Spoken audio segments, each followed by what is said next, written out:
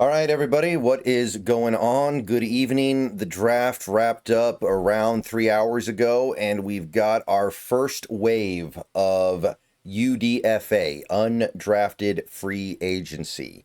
And for those of you who maybe this is your first rodeo, basically any player that entered the draft that did not get drafted is eligible to be an undrafted free agent. Basically, you sign with a team just like a normal free agent would. There are some rules about the nature of UDFA contracts. They are typically smaller than the contracts that even the lowest drafted players get. I believe they're almost always 3-year deals. There are some rules about bonus money. Each team has a limited allotment of bonus money to hand out to these players. And it kind of becomes a little bit of a free-for-all, but there are restrictions to make sure that one team doesn't get to just completely rule the roost. So, thought I'd go ahead and take a look at the UDFA signings as of me recording this video. Shout out to Seahawks Today for putting together this thread. This information is all over the internet, but Seahawks Today did a really good job of compiling it all in one place. So let's go through the list here, and I'll talk about what I can talk about. I'm just going to go ahead and admit that with a couple of exceptions, these are not players that I familiarized myself with during the pre-draft process, which is not surprising. I tried to keep it to players, my evaluation process, to players that had what I viewed to be at least a decent chance of being drafted. Now, there are definitely some players who I thought would get drafted who did not, but regardless, I did the best that I could to restrict it. So therefore, when you get to UDFA, you're just going to have a lot of players that you're not familiar with. So let's go ahead and start, and we're going to get off to a pretty decent start here with Alexandra. He's the first guy in the thread, and this is the one guy that we have picked up in UDFA so far that I had a draftable grade on. I actually had him in the 5th round, LSU cornerback. He's a little bit on the leaner side, but he is a willing tackler. He's pretty good in zone. He's pretty good in man. He's actually pretty sticky when he's in man coverage. Decent ball skills as well. I think there's something pretty valuable here. I view him as a cornerback that might be capable of playing in zone or man, which is always something that I value because you never know when your defensive needs are going to change. So Alexandra of LSU, I think that's a good pickup. And that's the main pickup that we made that I can actually comment on from some area of understanding. So good start. There are some issues with him. He is lean. He's not a great tackler. He's not strong enough to be a great tackler, and maybe he needs to add some weight. I'm a little bit concerned that he won't be great at anything. I think he'll be okay at a handful of things.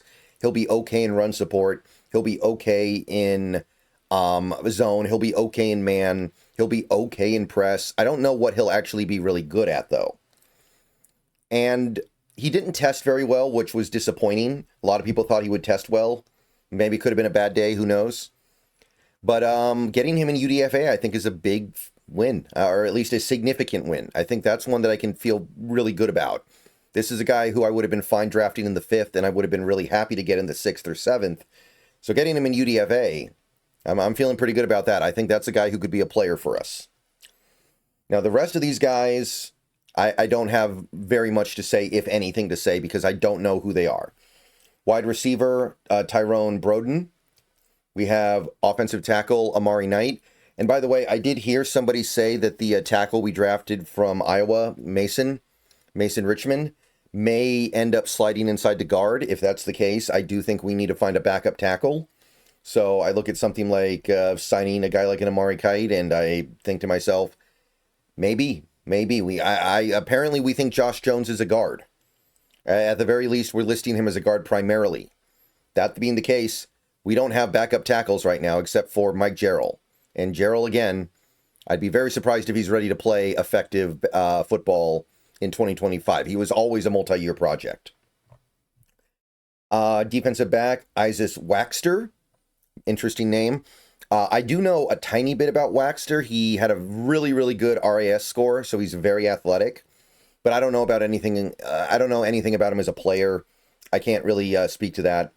So, I mean, it seems like a reasonable pickup. Obviously, it's UDFA. You have nothing to lose. You can't really make a bad UDFA signing because you're not paying them any real money and you're not making any meaningful investment into them yet. So it's not like you can do anything bad here. But athletically, he has the traits. He has some really good athletic traits. Defensive line, TJ Jackson. Don't know anything about him. Defensive lineman, J.R. Singleton. I believe this is the undersized nose tackle. This is the guy who's like 305 pounds, but he plays nose. So we don't have a real nose tackle on this team right now, unless you count Jaron Reed, and we don't like to play him at nose tackle. So maybe, I don't mind looking to UDFA for nose tackle. I would prefer to do it for maybe a backup nose tackle, but I guess it's possible. Edge rusher, Connor O'Toole, not familiar. Tight end, Marshall Lang, not familiar. Wakevius Thomas, defensive lineman, not much to say there. Center, Federico Moranguez, not familiar. Edge, Jalen Gaines, not familiar. Defensive end, Seth Coleman, nothing to say there. And linebacker, Jackson Woodard. Him I've actually heard of. Him I actually know a little bit about. He's a good run defending linebacker. I didn't really evaluate him for the draft. I didn't think he was going to get drafted. I didn't view him as a likely to be drafted candidate. But I do know a little bit about Woodard. Not enough to really speak to him at length. But seems okay. And so that means we are at 1, 2, 3, 4, 5, 6, 7, 8, 9, 10, 11, 12, 13 UDFAs. Usually there are more. So we're probably not done yet. In fact, as I'm recording this video, we may have signed somebody. Who knows? But that is the initial wave of UDFAs. Expect more to come out later tonight or tomorrow. There are close to 1,000 players. There might be, I don't know how many players were in this draft class, but it is far, far more than the number that got drafted. So there are a lot of guys that are looking for a job right now, and the Seahawks have a chance to land some of them. I know that some of my favorites are already gone. Like, I think Stackhouse went to, maybe it was Detroit. I think that what was the guy's name? Well, Kobe Bryant is still out there somehow, which is really, really confusing to me. What did that guy do, man? What did that guy do? Like, how did Kobe Bryant fall this far? But apparently he's not even been picked up as a UDFA yet. Some of the offensive linemen that I liked that didn't get drafted, they've already been picked up. So, yeah, they're going, but there's still plenty more out there. And look, I know that most of these guys are not going to make any kind of meaningful impact, but generally speaking, I feel like you can expect one UDFA a year to at least do something. Maybe not something over the top amazing, but something of value. Someone like a Jake Bobo. Jake Bobo has not been a great player for the Seahawks. Jake Bobo has a lot of limitations in his game, but he has done things of positive value for this team. That was a UDFA guy you got. We've gotten linebackers over the years in UDFA that have been valuable on special teams. Maybe they never do anything on actual defense, but they provide reps on special teams. That's something. So somebody in this group is likely to at least provide that. All right, that's the initial UDFA roundup. More either later today or tomorrow. See you guys later. Go Hawks.